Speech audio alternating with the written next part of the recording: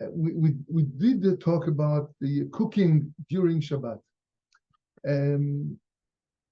There's one thing that actually there are a few things that our sages of blessed memory have prevented us from doing, and that because they were afraid that we will come into cooking, into the concept of cooking.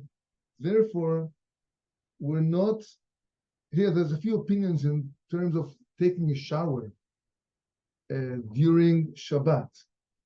The Ashkenazim are more strict on taking shower during Shabbat, and Rabbi Moshe Feinstein has allowed, when it's very hot, to take that cold water shower. The original halacha is to wash only parts of your body separately. The head alone, the shoulders alone, hands, the body alone, the feet alone, not to make sure all your body is under the shower, because that reminds you of a regular day, and just so easy to turn on the hot water tap. And today's, in the systems that we have today, the heating system today, just a little click, either you twist the handle to the right, to the left hand side, and you're operating a boiler that boils the water that's cooking in Shabbat, which is a tremendous isur, transgression of Shabbos, because for sure we cannot take a hot water shower on Shabbat, for sure. Even for Sephardim who are more lenient about taking a shower, they would allow the shower, cold water shower on Shabbat, but still, hot water is for sure strictly forbidden. As I said, because it might come into cooking, and we're not allowed to cook during the Shabbat. So that's the halacha for today. And we're going to move over to the unity of Shabbos, talk about the unity of Shabbos. Shabbos is an amazing, united day. The most united day of the week is Shabbos. Interesting enough, the Shabbos was given as the Chida. The Chaim Yosef David Azulai writes that this is the reason why Shabbos was given right after the sin of the golden calf. The golden calf was a test, was the biggest resentment, the biggest rebellion against God in the history. Until today, says the Zohar HaKadosh, until this very day, every harshment that Am Yisrael are going through carries a part of the punishment of the golden calf. So great was the sin of receiving the Torah and then boom, having an idol, worshiping an idol. And there's a chiddush over here. So Shabbos was given right after the golden calf was done. It says the Kli Yakar, says the Chida. And interesting enough, the Talmud Yerushalmi, the Yerushalmi Talmud says that every tribe had a golden calf of its own. So there were 12 golden calves over there. That's a chiddush from the Yerushalmi. And simply because they couldn't agree on one idol, because of the tremendous machlikas, disagreement that they all had, so they figured out that every tribe will have a golden calf of its own. Great. So that's to that extent, the separation between the nation was there. The tzaddikim, on the other hand, were not a part of that golden Kaf, as the Yerushalmi says.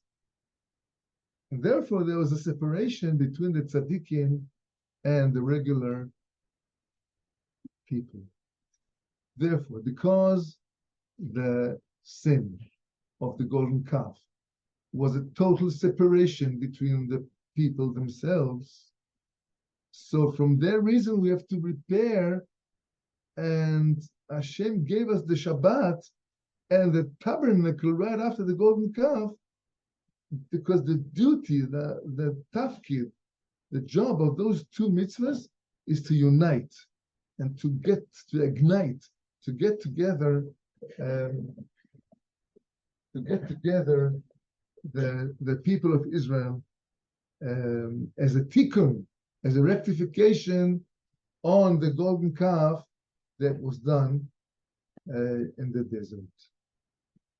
One more thing, very interesting thing, that when Yosef went to Mitzrayim, he was the leader in Egypt, and then his brothers came to ask for some food, and they came back, and they went back home, they came back to Egypt, and then Yosef revealed himself to them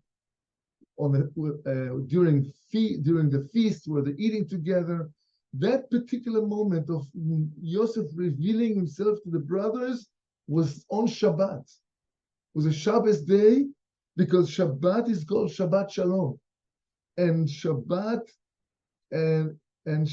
was the secret of the unity between Yosef HaTzadik and his brothers. Shabbat is the perfect time for love and unity between everyone. So we can use the Shabbat, since the physicality is not so great on Shabbat, because the body loses its strength because of the neshama is lighting in more bigger light, and the more bigger light the neshama has, the lower the body goes, and we can be inspired more during Shabbat, because the body is not such a barrier preventing us from connecting to the divine. And this is why on Shabbos we're gathering together, families, friends, neighbors, community members. There's big Shabbosim of whole communities, hundreds of people sitting together on Shabbos. And that reminds me of next shiur is going to be from Uman, because we're traveling to Uman right after Yom Tov, second Yom Tov, to spend Shabbat with Rav Koenig, the whole community in Uman by Reb Nachal of Breslev. So we're going to have beautiful Shabbos feast together, all the meals. We've got a couple of hundred people going with the Rav, and the light of Shabbat will enlighten us and everybody else in the world to be more united during Shabbat. Also, on Shabbat, a person can much more be united with himself, because he's not so much distracted by the daily mundane things he's doing that prevent a person from connecting to his real self. There are phone calls the whole day, messages the whole day, going on the computer the whole day, working the whole day, driving the whole day. Weekdays are very demanding. We're not it's hard for us to connect to ourselves during the weekdays, because we're busy. You know, money. Work. How can a person relate to himself on weekdays? Could hardly not. Anyways, Shabbos comes along, and we're able to unite with ourselves, first of all, then with the family members, and then with Hashem and His Shabbos and His Shekhinah.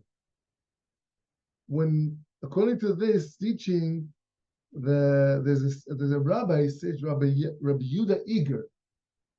He wrote a book, Shevet Yehuda, and he explained why Dafka, precisely during Shabbos, we sing to the angels, Shalom Aleichem, welcome, Boachem, welcome for peace, Boachem l'shalom, Shalom Aleichem, Shivtechem Shalom, because the angels are always united.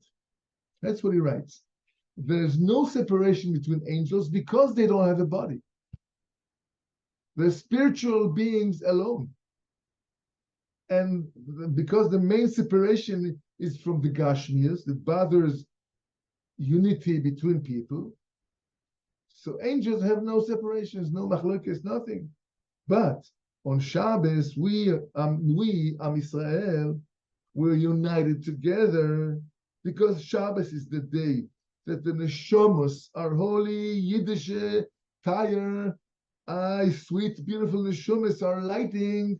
They're lighting up, and because if we take only our neshamas, we are united because the Jews are one thing. Just the bodies are bothering us, but as neshamas, there's no separation. We're always united, like the angels. We're always united. Therefore, on Shabbat, when we are getting united, because the body is being annulled, so to speak, and the neshama lights and shines in a bigger light on Shabbat. And therefore, because of that, every Jew gets to the standard of an angel. Listen to this. He's becoming angel or half an angel. Whenever we're becoming more angelic because we are not united, and the body is not so much taking place. Even though we do eat, we do make pleasures of the body on Shabbat, but that's a higher level of enjoyment. It's kula Shabbos, kula kodesh. It's not a spiritual, not a physical pleasure when we eat the good food on Shabbat, and it's not a physical pleasure when we do all the other mitzvahs that are associated with Shabbat. It's a spiritual enjoyment, and therefore, when a person is so elevated, like an angel, because his soul is united with all the other souls of the Jewish nation, then he can reach a higher level like an angel, and he can greet the angels, Shalom Aleichem, Boyachem L'Shalom, welcome in. So, there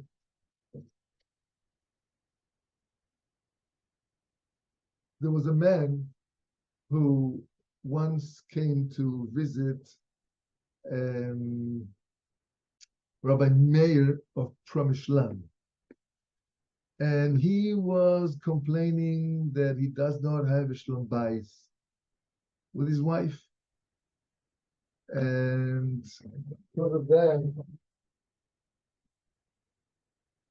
because of that, he was having issues, and he was bothered. As I tell my kids, when you have a problem at home, what do? You go to the Rav. The Rav is able to help us solve all our problems, or most of them. And so the Rebbe told him, Omer of Pramishlan told him that as a segula, as a remedy, as a support for his shlom bayit, he should skip the last sentence of the 4 rhymes of Shalom Aleichem Malachi Ashores and stop after the 3rd one. Shouldn't say Tzeischem L'Shalom. Right? How does it work? The first rhyme is Shalom Aleichem, glad to meet you, angels, welcome to my house. That's the Shalom Aleichem we sing 3 times. Shalom Aleichem Malachi Ashores Malachi Elyon. And then we continue. The second part of the song is Boyachem L'Shalom. Welcome, like blessed are you in peace, coming, Boyachem, coming. Boyachem L'Shalom, Malachi Shalom, Malachi Elyon, Haymi Melech, Malchei Amlachim HaKadosh Baruch Hu. Yeah, connecting to Shabbos tomorrow night. The third one is Baruchuni, bless me, give me the blessings, holy angels. Baruchuni L'Shalom, Malachei Shalom, Malachei Elyon, Melech Malchei Amlachim HaKadosh Baruch Hu. Now the fourth part is Tzeichem L'Shalom. When you leave my house, holy angels, may you leave my house with peace. Tzeichem, go out, geh weg. Tzeichem L'Shalom, with peace. So if a person is having difficulties in his Shalom Bayit, or he himself is not happy, he came back from shul upset, there was this debate, there was a dispute, there was something didn't go right during Erev Shabbos or Friday morning, and he just, there are Shabbosim like that. We are not at our best. So a good thing to do is to skip the fourth part of Tzeichem L'Shalom. When you go out, my angels, and just to finish the rhyme with the rhyme of Barchuni L'Shalom, Malachi Ashares, Malachi Eli. The Sfaradim have they have a fifth one. After before Tzeichem L'Shalom, they would say Beshivtechem L'Shalom. When you sit with me in peace, when you dwell here in my house in peace, Beshivtechem L'Shalom, Malachei Ashalom, Malachei Elyon. That's how they sing.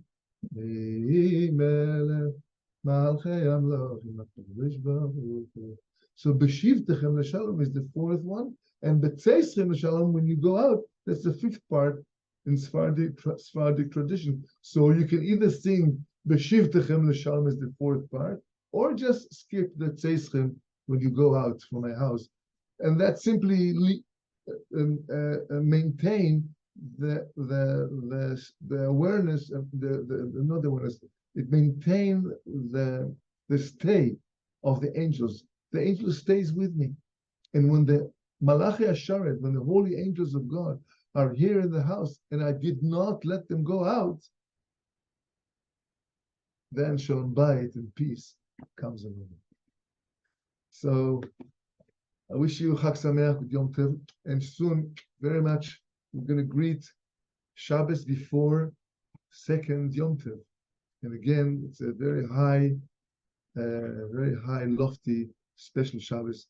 May you have beautiful Shabbos again, and hope to see you all in good health and good spirit. Shabbos, everyone. Amen. Good Shabbos.